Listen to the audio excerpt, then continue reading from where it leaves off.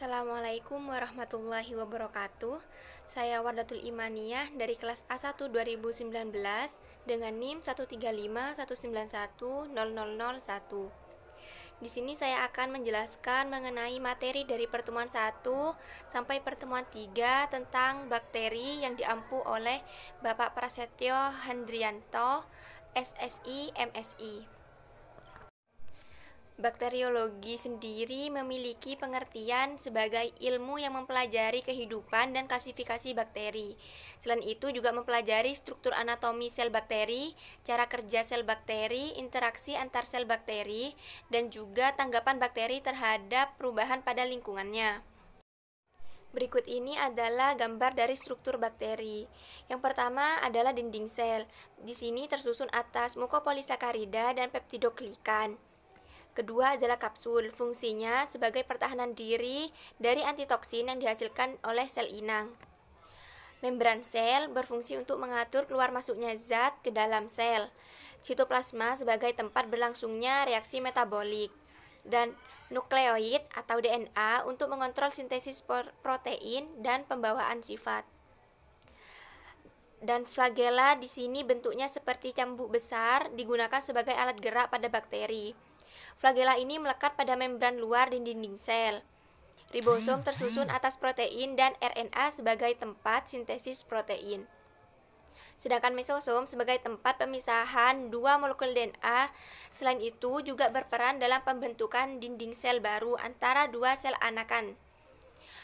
Selain itu, bakteri juga memiliki endospora atau bisa membentuk endospora pada saat kondisi lingkungan yang tidak menguntungkan. Contohnya saat kekurangan nutrisi dan air, suhu yang sangat panas ataupun sangat dingin. Bakteri ada juga yang berbentuk prokariot dan eukariot, di mana prokariot ini biasa kita kenal sebagai bakteri yang tidak mempunyai membran inti. Sedangkan eukariot ini biasa kita kenal sebagai bakteri yang memiliki membran inti. Berikut adalah tabel perbandingan antara sel prokariot dan sel eukariot. Bisa di-pause untuk melihat secara lengkapnya. Baik, sekarang kita lanjut ke bentuk bakteri. Bakteri memiliki 3 bentuk. Yang pertama berbentuk basil. Dibagi menjadi beberapa bagian. Untuk monobasil ini bentuknya satu batang tunggal. Diplobasil ini memiliki 2 batang yang bergandengan.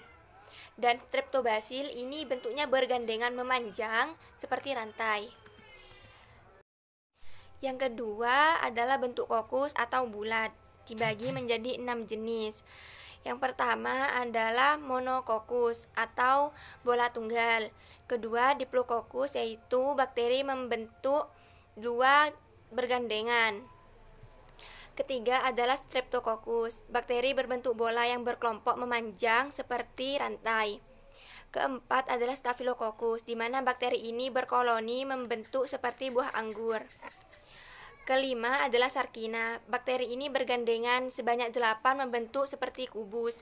Dan yang terakhir adalah tetracoccus, bakterinya membentuk 4 bagian bergandengan sehingga membentuk seperti persegi.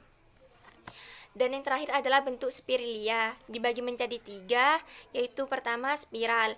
Bakteri ini berbentuk spiral. Dan kedua vibrio, bakterinya berbentuk seperti koma. Dan terakhir adalah spiroseta. Bakteri ini berbentuk spiral dan dapat bergerak. Pada pergerakannya, bakteri ini menggunakan flagel. Bentuknya seperti bulu-bulu cambuk. Namun pada setiap bakteri, flagel ini memiliki letak yang berbeda. Berikut letak dan jumlah flagel yang dimiliki oleh bakteri. Yang pertama, monotrik, yaitu bakteri yang memiliki 1 flagel pada 1 ujungnya. Ada juga lopotrik, di mana bakteri pada 1 ujungnya memiliki lebih dari 1 flagel.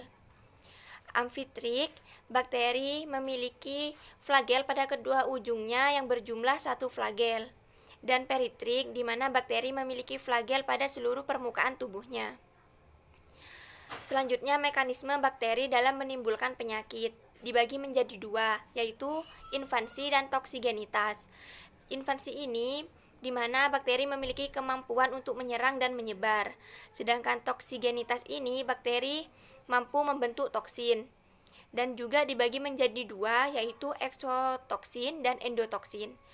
Endotoksin merupakan bakteri yang menghasilkan toksin, namun bakteri ini telah mengalami lisis. Sedangkan eksotoksin ini bakteri menghasilkan toksin pada bakteri yang masih hidup. Berdasarkan cara memperoleh makanan, bakteri ini dibagi menjadi dua, yaitu heterotrof, di mana bakteri ini memperoleh makanan berupa zat organik dari lingkungan. Sedangkan bakteri autotrof adalah bakteri yang mampu membuat makanan sendiri.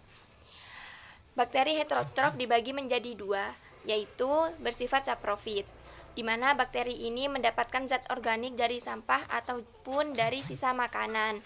Kemudian diurai menjadi zat anorganik seperti CO2 atau H2O.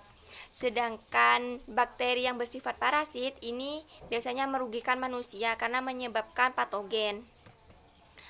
Selanjutnya adalah bakteri autotrof. Di sini bakteri dibagi menjadi dua, yaitu fotoautotrof dan kemoautotrof. Pada fotoautotrof, bakteri memanfaatkan cahaya sebagai energinya untuk mengubah zat anorganik menjadi zat organik. Sedangkan bakteri kemoautotrof ini menggunakan energi kimia yang diperoleh saat terjadi perombakan zat kimia. Nah, berdasarkan sumber oksigen yang diperlukan dalam proses respirasinya, bakteri dikelompokkan menjadi dua, yaitu bakteri aerob, di mana bakteri ini menggunakan oksigen bebas dalam proses respirasinya. Dan kedua adalah bakteri anaerob, yaitu bakteri yang tidak menggunakan oksigen bebas dalam proses respirasinya.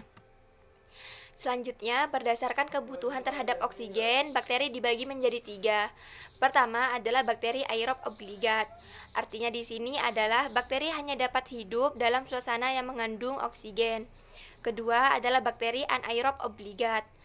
Artinya adalah bakteri hanya dapat hidup dalam suasana tanpa oksigen. Dan yang terakhir adalah bakteri anaerob fakultatif. Di sini memiliki arti bahwa bakteri dapat hidup dengan ataupun tanpa oksigen. Contohnya pada E. coli dan Salmonella typhosa. Kemudian saya akan menjelaskan mengenai klasifikasi Archaebacteria. Di sini dibagi menjadi tiga. Yang pertama adalah metanogen. Artinya adalah Archaebacteria yang hidup di tempat yang mengandung metana. Kedua, termoasidofilik, yaitu adalah Archaebacteria yang hidup di tempat bersuhu tinggi. Dan yang terakhir adalah halofilik, yaitu adalah Archaebacteria yang hidup di tempat yang memiliki kadar garam tinggi. Penjelasan yang terakhir adalah mengenai eubakteria. Ini biasa kita sebut atau biasa kita kenal sebagai bakteri. Ciri dari bakteri ini adalah merupakan organisme uniseluler prokaryotik. Ukurannya 1-5 mikron. Dan jika berada di lingkungan yang kurang menguntungkan, dia akan membentuk endospora. Dia juga memiliki flagel, ada juga yang tidak memiliki flagel. Bakteri ini berkembang biak dengan cara membelah diri. Selain itu, bakteri ini juga bisa melakukan konjugasi, transformasi, atau transduksi. Terima kasih, sekian penyampaian materi dari saya, kurang lebihnya mohon maaf. Wassalamualaikum warahmatullahi wabarakatuh.